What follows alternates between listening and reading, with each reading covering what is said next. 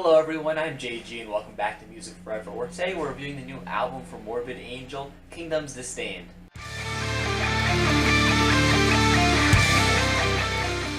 Wow folks, I can't believe that Morbid Angel have finally returned with an album, the first new album from them since 2003's Heretic. I can't believe it's been such a long amount of time since we've seen an album from Morbid Angel. It's really shocking, quite honestly, that no one else has made such a big fuss about the long wait between albums.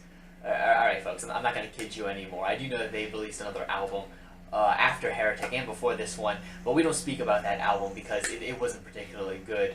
And even then still, the wait between that album and this one was rather long, I guess longer than you would typically expect from an album. I believe that last project came out in like 2011, 2012 if I'm not mistaken.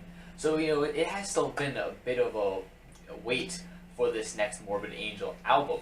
And just given that that project wasn't good really at all, and you know the long waits not only between that album and this one, but just really between that last album and the one before it, and everything, it just kind of seems like Morbid Angel were kind of just kind of declining, I guess you could say, as a band, which is kind of a shame.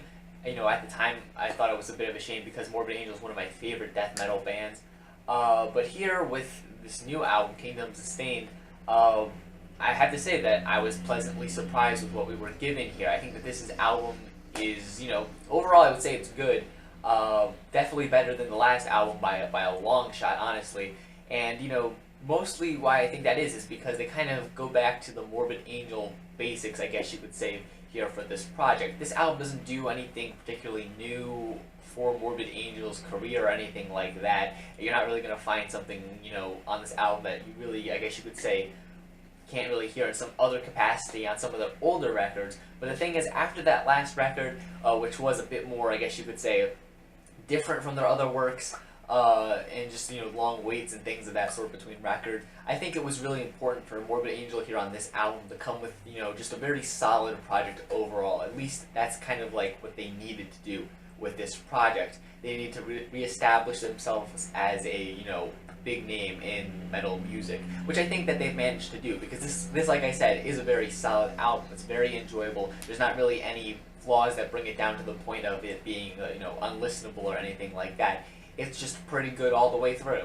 Steve Tucker returns as the lead vocalist here of Morbid Angel here on this project. He wasn't doing the lead vocals on the last project, but he was vocalist for the band for the 3 or so albums prior to that. If I'm not mistaken, it was about that many albums. And, while I do think that his era in the band is somewhat underrated, just given that, the classic albums from Morbid Angel, like the first 3 or 4, those tend to be the ones that get the most spotlight. And, kind of deservedly so, considering those are the more influential albums from the band. But the Steve Tucker era albums from the past, I do think are rather good, to their own varying degrees as well. And his return here on this album is once again just another solid contribution to this project. His vocals just have a very, roaring quality to them, I guess you could say, that works very nicely with everything else here on this project. The guitars, of course, they're fantastic for a Morbid Angel project. That's really what I would expect from Morbid Angel. The only thing I do have to complain about is that some of the solos here,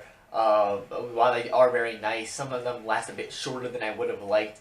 At times, I feel like they build up to the solo, and it starts and then it's over before I really feel like it kind of, plays out completely, which, isn't necessarily a bad thing for what we get in the solo, but, it leaves me wanting a bit more from that when it happens. But even then, it's not that big of a deal, and you still have lots of great solos thrown throughout this album that just really stand out and are really, that really Morbid Angel feel to them.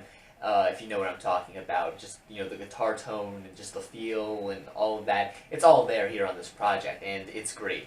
The album overall, I would have to say, sounds pretty good. The mixing occasionally definitely sounds a bit muddy on occasions going throughout this thing, but then again, it is sort of a death metal record, so you kind of expect that in some parts for it to have sort of a muddy, kind of unclean sound to it, but, still, it's enjoyable. It never really gets in the way too much of enjoying this project, and it at times does go hand in hand with the very aggressive sound of this project. Another small complaint I have with this project is that some of the tracks, particularly later on in the track listing, just, don't feel quite as memorable as I think some of the other tracks here on this album do, or just some of the other tracks throughout Morbid Angel's discography do.